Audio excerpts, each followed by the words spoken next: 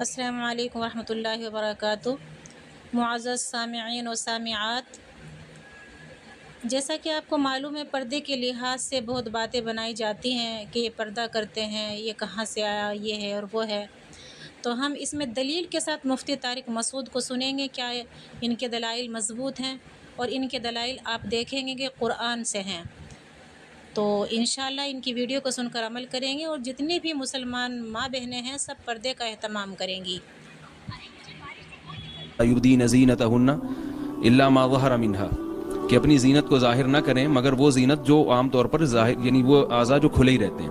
تو اس کی ایک تفسیر اپنے عبداللہ ابن عباس رضی اللہ عنہ سے منقول ہے کہ اس میں چہرہ بھی داخل ہے، یعنی اس تفسیر کے مطابق چہرہ بھی عورت کھول سکتی ہے۔ دوسرے مقام پہ قرآن مجید میں ہے کہ قل للمؤمنات یا ایھا النبی قل لازواجک وبناتک ونساء المؤمنین یدنین علیہن من جلابیبہن ذلک ادنی ان یعرفن، کہ نبی اپنی بیویوں سے، اپنی بیٹیوں سے کہہ دیجئے کہ جب باہر نکلیں تو اپنی چادریں لٹکا لیا کریں تاکہ وہ پہچان لی جائیں اور لوگ ان کو پتہ چل جائے کہ یہ آزاد عورتیں ہیں۔ تو جب سے یہ آیت نازل ہوئی ہے تو امہات المومنین نے چہرے کا پردہ کرنا شروع کر دیا تھا۔ اب یہ دونوں قسم کی آیات ہیں، لہذا علماء کا اس مسئلے میں اختلاف ہوا ہے۔ امام ابو حنیفہ کا جو اصل مذہب تھا وہ یہی ہے کہ چہرے کا پردہ عورت پہ فرض نہیں ہے۔ امام مالک اور امام احمد ابن حنبل اور امام شافعی کا مذہب ہے کہ عورت پر یہ چہرے کا پردہ فرض ہے۔ لیکن احناف کے جو متأخرین علماء ہیں ان کا سب کا اس پر اتفاق ہوا کہ چونکہ عورت کو، اس پر تو سب کا اتفاق ہے کہ فتنے کے وقت عورت کو چہرے کا پردے کا حکم دیا جائے گا۔ اگر امام حنیفہ بھی ہوتے تو وہ بھی لازمی حکم دیتے۔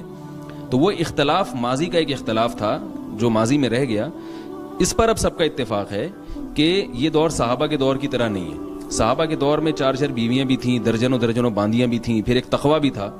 تو اس وقت اگر کوئی عورت چہرہ کھول کے چلی جاتی تو اس میں کوئی اتنا فتنہ نہیں تھا، حلال کے وسائل اور ذرائع بہت تھے اور وہ بے حیائی نہیں تھی۔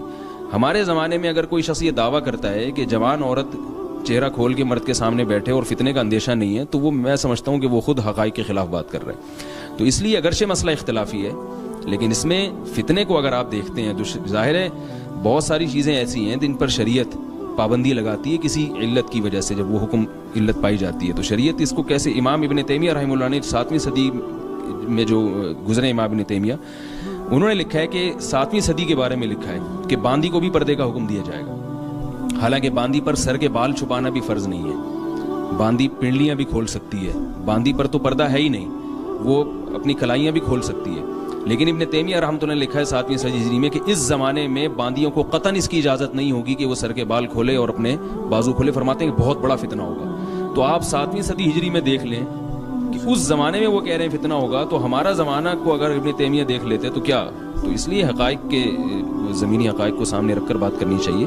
اور یہ جو تفسیر میں نے کی ہے الا ما ظہر منہا، کہ عبداللہ ابن عباس سے جو مروی ہے کہ چہرہ کھولنے کی گنجائش ہے، تو یہ بھی اتفاقی نہیں ہے، دوسرے مفسرین اس میں اختلاف کرتے ہیں۔ تو ٹھیک ہے، امام ابو حنیفہ کا اصل مذہب یہی تھا کہ عورت پر چہرے کا پردہ فرض نہیں ہے، لیکن اس کی میں نے وجہ بیان کر دی۔ اس پر کہنے کے لیے اور بھی بہت کچھ ہے، اسے حرف آخر نہ سمجھیں، لیکن اگر اس پر تقریر شروع ہوگی تو پورا ٹائم اسی پہ لگ جائے گا۔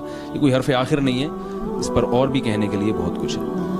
بہت شکریہ مصعب نسرین صدیقی صاحب، آپ کا اصرار ہے کہ قرآن میں تو بہت سارے لفظ نہیں لکھے ہوئے، ظاہر ہے وہ